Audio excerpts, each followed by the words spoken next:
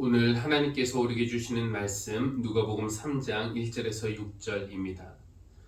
디베료 황제가 왕위에 오른 지 15째 해에 곧 본디오 빌라도가 총독으로 유대를 통치하고 헤롯이 분봉왕으로 갈릴리를 다스리고 그의 동생 빌립이 분봉왕으로 이두레와 드라고니 지방을 다스리고 루사니아가 분봉왕으로 아빌레네를 다스리고 안나스와 가야바가 대제사장으로 있을 때에 하나님의 말씀이 광야에 있는 사가랴의 아들 요한에게 내렸다.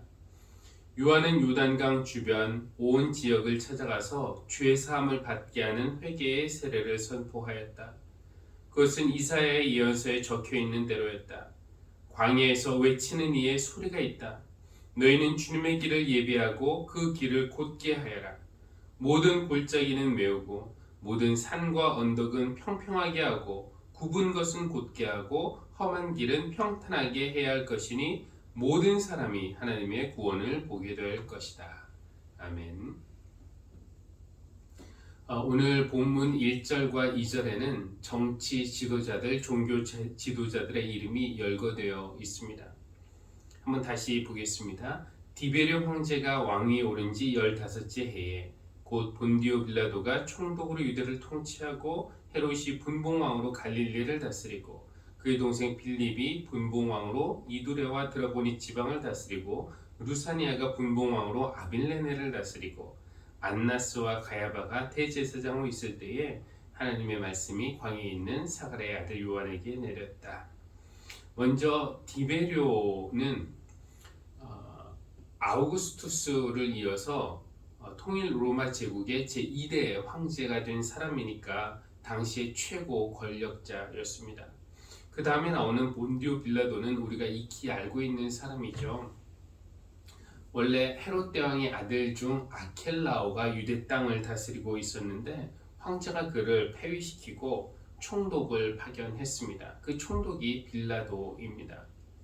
이 디베료나 빌라도나 공포 정치로 유명한 사람들이니까 그들이 이 권력의 자리에 앉아 있는 동안에 백성의 삶이 어떠했을지 우리가 어렵지 않게 상상할 수 있습니다. 또 분봉왕으로 갈릴리 지역을 다스렸다는 헤롯은 헤롯 대왕의 아들 안티파스를 말하는데 이 분봉왕이라는 말은 4분의 1짜리 왕이라는 뜻이에요. 근데 4분의 1짜리 왕으로 만족할 수 없었던 안티파스는 더 크고 더 멋진 곳을 다스리고 싶었습니다. 그래서 도시들을 건설을 하게 되는데요. 이 도시를 건설한다는 것이 작은 일입니까? 그 막대한 자금을 마련하기 위해서 갈릴리 서민들에게 얼마나 무거운 세금을 부과했을지 우리가 짐작할 수 있습니다. 빌립과 루사니아도 분봉왕으로 각각 맡은 지역을 다스렸다라고 말한 뒤에 누가는 당시의 종교 지도자들 대제사장 2명도 언급합니다. 그들은 가야바와 안나스였는데 그들도 로마 제국이 임명한 사람들이었기 때문에 하나님의 뜻보다는 로마 황제의 뜻을 더 두려워했던 사람들입니다. 그들에게 무엇을 기대할 수 있겠습니까? 정치도 종교도 백성에게 희망을 주지 못했던 그런 시대였습니다. 디베료 황제, 빌라도 총독, 분봉왕 안티파스, 빌립, 루사니아, 대제사장 가야바와 안나스 1절과 2절에 언급된 그들의 이름과 지위만 들어도 그들의 어떤 막강한 힘을 우리가 느낄 수가 있습니다. 그들은 자신들이 세계 중심인 것처럼 느꼈겠지만 사실 오늘 말씀에서 그들은 그저 배경일 뿐이에요. 하나님의 말씀을 받은 사람은 그들이 아니었습니다. 하나님의 말씀이 광야에 있는 사가랴의 아들 요한에게 내렸습니다.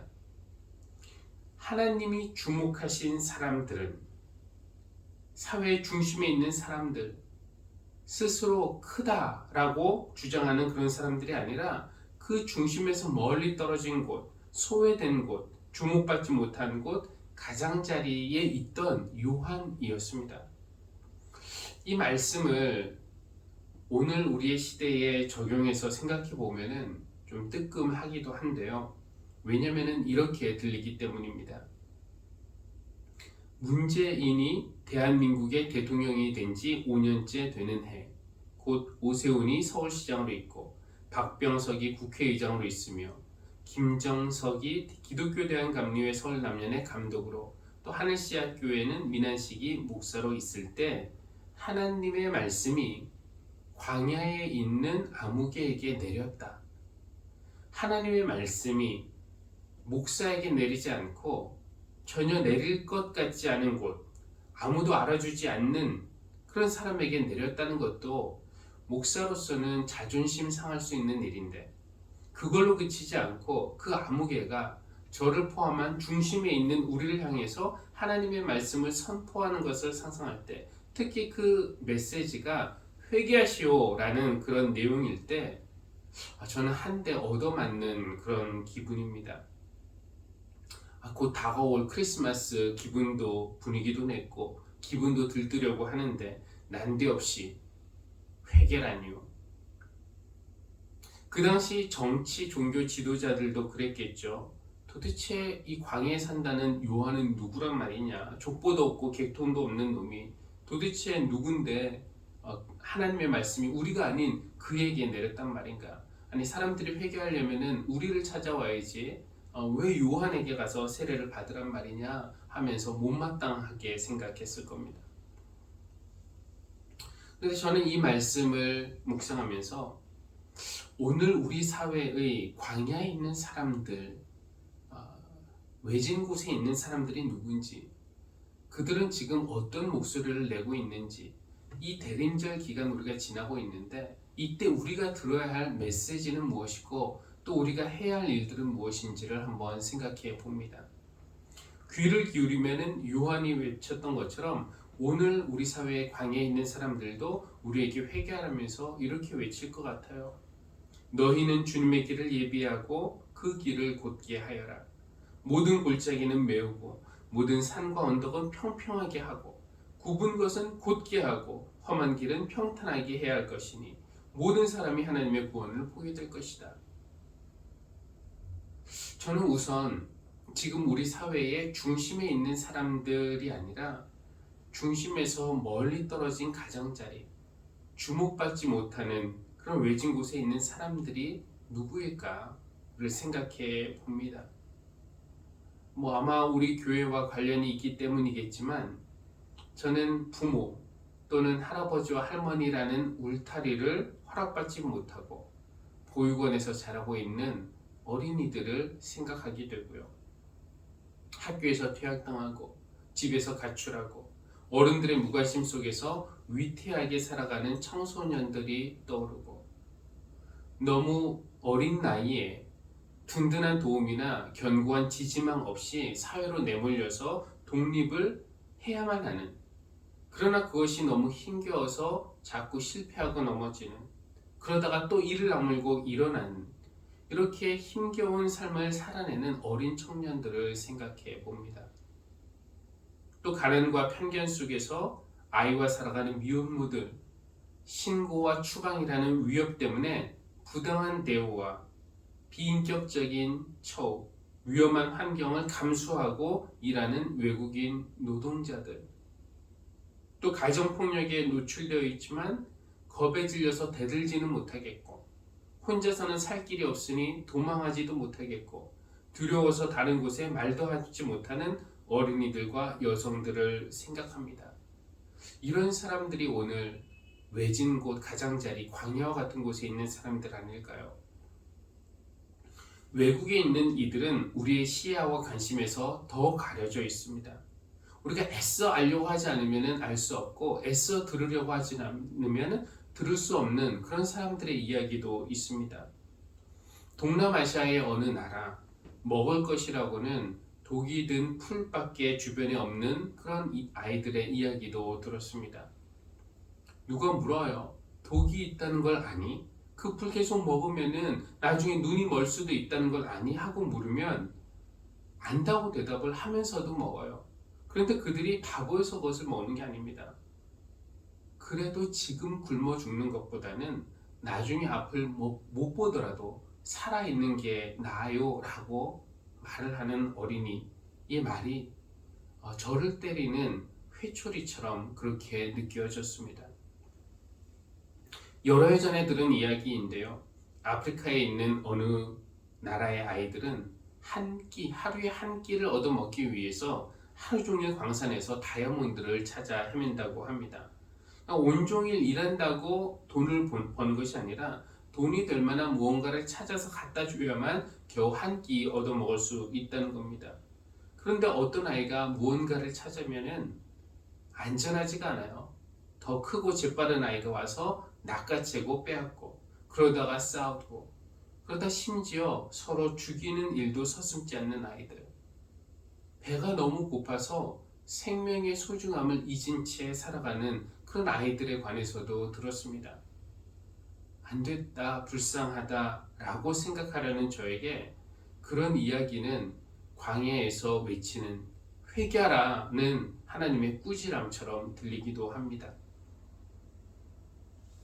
오늘 세례자 요한은 모든 사람이 구원을 볼 것이라고 선포를 합니다. 그래서 저는 한번 상상해봐요. 모든 사람이 구원을 받는다는 것은 어떤 모습일지. 여러분, 대림절은 상상하는 시간 아니겠습니까? 주님이 오시면 어떻게 될까? 상상하면서 기대해보고, 기대하면서 그 기대한 것을 기도하고, 기도하면서 또 내가 할 수 있는 걸 실천하고, 실천하면서 기다리고, 이것이 대림절의 그 패턴이라고 할 수 있는데요. 제가 방금 말씀드렸던 사람들, 사회의 가장 끝자리, 가장 낮은 자리, 잘 보이지 않는 그 자리에 있는 사람들이 구원을 보게 된다. 이것은 어떤 의미일지 생각해 보는 겁니다. 저는 이 영혼 구원이라는 말을 안 쓰는 것은 아니지만 즐겨 사용하지는 않습니다. 마치 인간이 영혼과 육체로 분리되어 있어서 하나님이 우리의 육체에는 별로 관심이 없고 우리의 영혼 구원에만 관심이 있는 것처럼 느껴지기 때문에 그런데요. 그러나 저는 하나님의 구원은 영혼의 구원만이 아니라 전인적인 그런 구원이라고 믿습니다. 그러니까 우리가 죽은 다음에 우리 영혼이 천국에 가는 것만이 하나님의 관심이 아니라 오늘 우리가 우리의 육신이 당하는 그 고난에서 우리를 건져주시는 것, 그것이 바로 구원의 하나님이 하시는 일이라는 것이죠. 예를 들어서 먹을 것이 없어서 독이 든 풀을 먹는 아이에게 예수님을 전해서 그 아이가 예수님을 영접하고 믿었다고 한다면 그 아이가 세례를 받는다면 그의 영혼은 구원받겠죠. 그러나 그 아이를 먹을 것도 주지 않고 다시 가난과 굶주림과 위험으로 그냥 돌려보낸다면 그것이 얼마나 무책임하고 무기력한 구원이 되겠습니까? 사도 야고보가 한 말씀이 생각이 나는데요.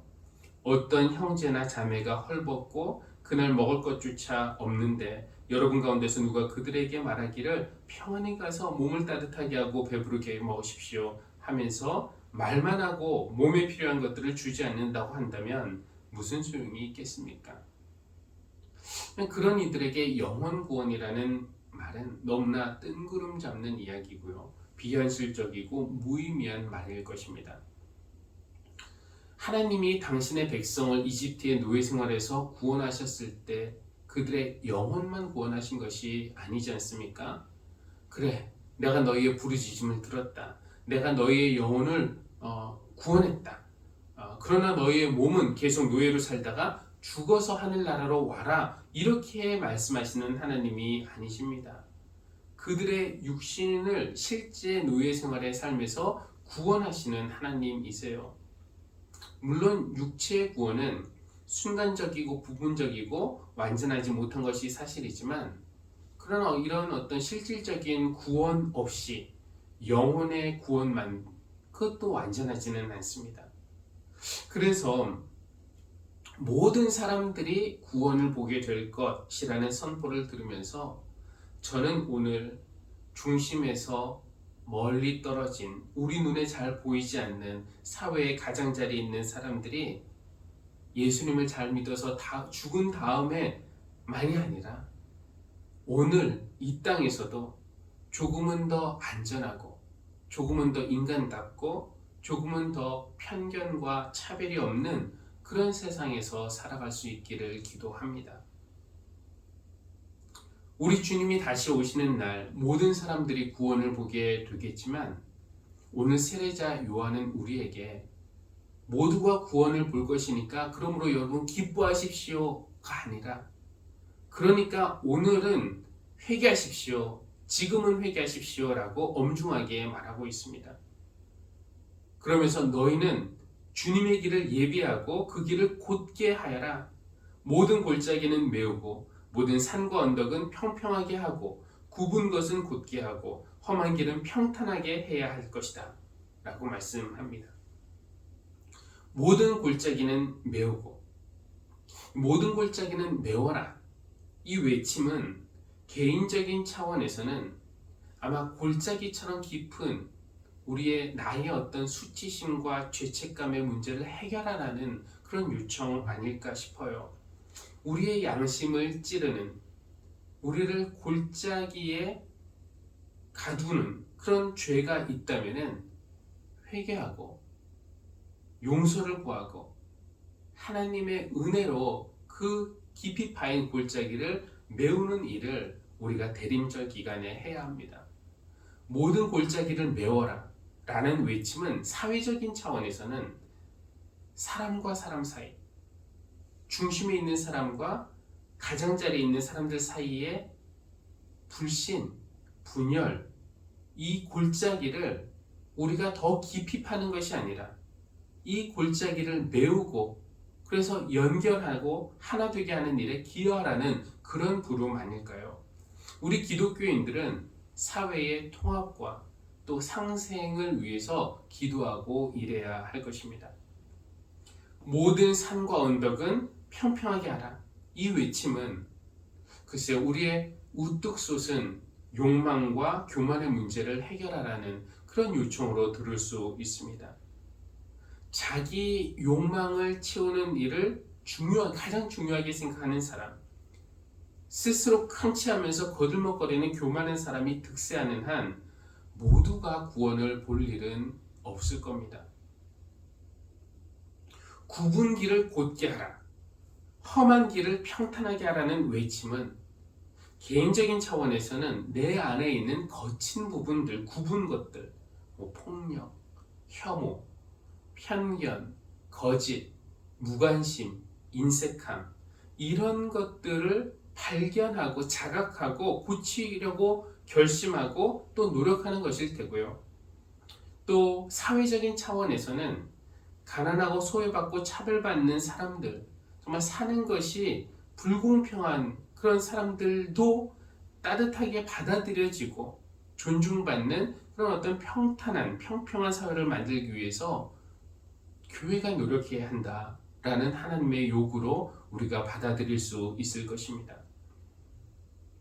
주님을 갈망하는 사람, 주님 안에서 모두가 구원을 받기를 기대하고 기다리는 사람은 주님이 오심을 그냥 맹놓고 앉아서 기다리고만 있어서는 안 되고 그런 세상을 만들기 위해서 길을 닦으면서 기다려야 하겠습니다.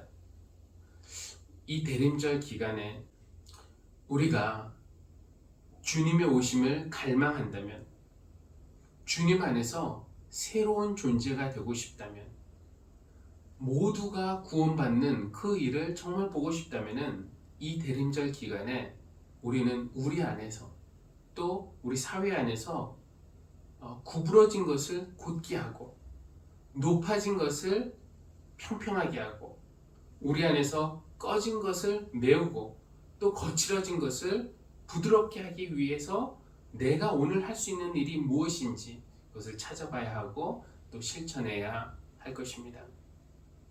아까 우리가 부른 찬양으로 우리 하나님의 마음이 어떤지 한번 헤아려 보았습니다. 사망의 그늘에 앉아 죽어가는 나의 백성들, 절망과 굶주림에 갇힌 저들은 내 마음의 오랜 슬픔, 고통의 멍에에 매어 울고 있는 나의 자녀들, 나는 이제 일어나 저들의 멍에를 꺾고 눈물 씻기기 원하는데 누가 내게 부르짖어 저들을 구원케 할까? 누가 나를 위해 가서 나의 사랑을 전할까? 하나님은 이제 보고 싶다고 말씀하십니다. 하나님의 자녀들이 살아나는 그날을 보고 싶다고. 기쁜 찬송소리, 하늘의 웃음소리, 온 땅 가득한 그날을 하나님 보고 싶다고 말씀하십니다. 그날을 꿈꾸며 지금 우리를 향해 오고 계시는 주님은 당신의 손과 발이 될 그런 사람들을 찾고 계십니다. 우리가 주님의 손과 발이 될 때 그날에 모두가 구원받는 그것을 보는 기쁨과 또 영광을 누리게 될 줄로 믿습니다. 우리 함께 찬양하겠습니다. 기도하겠습니다. 하나님, 황제와 총독과 분봉왕과 대제사장이라는 사람들에 비하면은 세례자 요한은 아무것도 내세울 것 없는 사람이었지만 하나님은 그를 주목하셨고 그에게 말씀을 주셨습니다. 하나님이 오늘 누구를 주목하고 계시고 누구를 사용하시는지 깨닫게 하여 주십시오. 세상의 권력자들은 세상이 부러워하는 자리를 차지했지만 요한은 하나님이 원하시는 자리를 지켰습니다. 세상의 권력자들은 자기 앞길을 닦았지만 요한은 주님의 길을 닦았습니다. 세상을 움직이는 대단한 사람들에 비하면 우리는 너무나 평범하고 내세울 것 없는 무명의 사람들입니다. 하지만 하나님은 바로 우리를 주목하고 계시고 우리를 소중하게 여기시고 하나님 나라를 위해서 우리를 사용하실 줄 믿습니다. 골짜기를 메우고 높은 산과 언덕을 깎고 굽은 길은 곧게 하고 거친 곳은 부드럽게 하라는 말씀이 어떤 뜻일지 묵상하게 하시고 이 대림절 기간에 우리가 할 수 있는 일들이 무엇인지 찾고 실천하면서 주님이 오실 길을 닦는 그런 사람들이 되게 하여 주십시오. 그래서 주님이 꿈꾸시는 그날의 그 모습, 하나님의 자녀들이 살아나고 하늘에 찬양소리 가득하고 모두가 구원을 보는 그 날을 주님과 함께 보며 주님의 기쁨과 영광에 동참하는 교회가 되게 하여 주십시오. 그런 마음으로 오늘의 예물을 드립니다. 하나님 성도들의 예물을 기쁘게 받으시고 하나님 나라를 위해 귀하게 사용하여 주십시오. 수고하는 손길 위에 큰 은혜를 부으셔서 우리 성도들이 늘 영육이 강건하게 하시고 하는 일들이 주님 안에서 복된 일들이 되게 하여 주시기를 기도합니다. 예수님의 이름으로 기도합니다. 아멘.